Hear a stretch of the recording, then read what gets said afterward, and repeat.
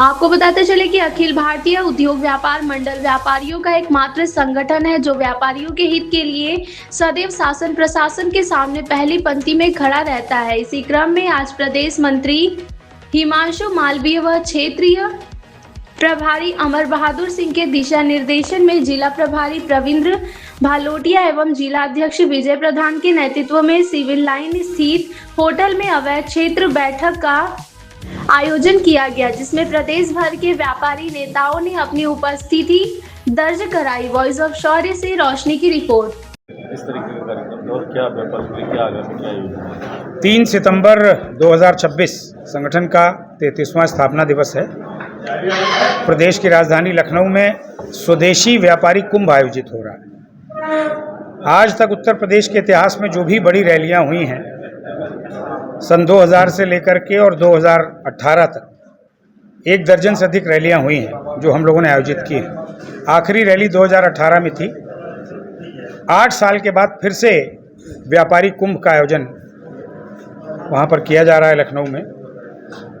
वातानुकूलित सभागार है, फिर भी कई हज़ार व्यापारी उसमें बैठ सकते हैं। उसका उद्देश्य एक यही है कि एक तो व्यापारी समाज की जो समस्याएं हैं उनका प्रस्तुतिकरण भारत सरकार और प्रदेश सरकार के सामने आए। जो हमें उपलब्धियां हासिल हुई उसकी जानकारी पूरे उत्तर प्रदेश और देश को मिले, जिसमें विशेष रूप से व्यापारी दुर्घटना बीमा योजना जो हम लोगों के अथक प्रयास से, संगठन के अथक प्रयास से आज उत्तर प्रदेश की योगी जी की सरकार ने 10 लाख रुपए कर दिए।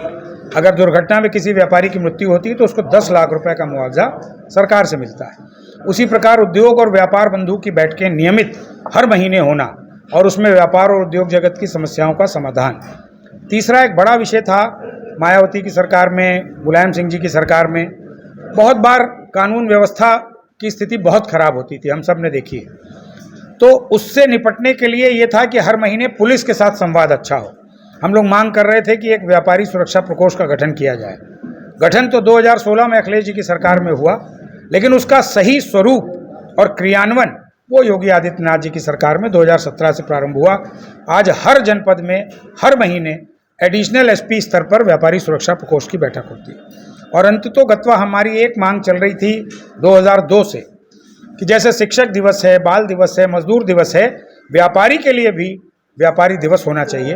तो 2023 में योगी आदित्यनाथ जी की सरकार ने 29 जून जो भामाशाह जी की जयंती है उस दिन व्यापारी कल्याण दिवस घोषित किया और समस्त जनपदों में इसका आयोजन आज व्यापारी को सम्मान के साथ जिलाधिकारी के स्तर पर हो रहा है। लेकिन अभी मांग कह लें या ज़रूरत कह लें, वो पूरी नहीं हुई कि जैसे शिक्षक और स्नातक क्षेत्र से विधान परिषद चुना जाता है, उसी तरह जो जीएसटी में पंजीकृत व्यापारी है उससे भी चुन करके विधान परिषद भेजा जाए। देश के स्तर पर राष्ट्रीय व्यापारी दिवस घोषित हो। ई कॉमर्स कंपनियों से हम मुकाबला कर सकें, खुदरा व्यापार को बचा सकें। जैसे कि अब ब्लिंकिट के बारे में बार बात आ रही है कि आपको कागज़ भी चाहिए, फोटोकॉपी भी चाहिए, तो वो भी ब्लिंकिट दे रहा है। यही सवाल मेरा था कि ऑनलाइन जो बिजनेस चल रहे हैं उससे कितना इफेक्ट हो रहा है? नहीं, बुरी तरह से इफेक्ट हो रहा है। आप सरकार से किस तरह की मांग उसके लिए ई कॉमर्स पर एक नियामक आयोग बनाया जाए। वो नियामक आयोग इस बात का निर्धारण करे कि खुदरा व्यापार समाप्त ना हो।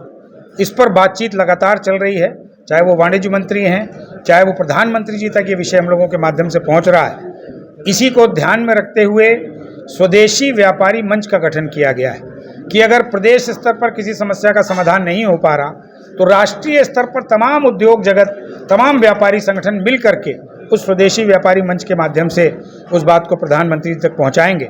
और मुझे उम्मीद है कि इस 3 सितंबर में हम लोग व्यापारी की जो ये मुख्य समस्या इस समय की है ई कॉमर्स की, इस पर कोई ना कोई बड़ा निर्णय कराएंगे इन सारे विषयों को लेकर। और इसके अलावा जो महत्वपूर्ण विषय, युवाओं को व्यापार से जोड़ना, युवाओं के प्रति आकर्षण पैदा करना कि वो व्यापार क्षेत्र में आएँ, उद्योग क्षेत्र में आएँ, बजाय आयातक बनने के, विदेशी कंपनियों का सामान खरीदने के, हम सामान बाहर भेजने वाले बने, निर्यातक बने। इस पर काम कर रहे हैं। सरकार की जो योजनाएं हैं वो आम व्यापारी तक पहुँचे, इस पर हम काम कर रहे हैं। और 3 सितंबर को जो स्वदेशी व्यापारी कुंभ होगा उसमें 75 जनपदों के और देश के लगभग 12 राज्यों के व्यापारी प्रतिनिधि उपस्थित रहेंगे।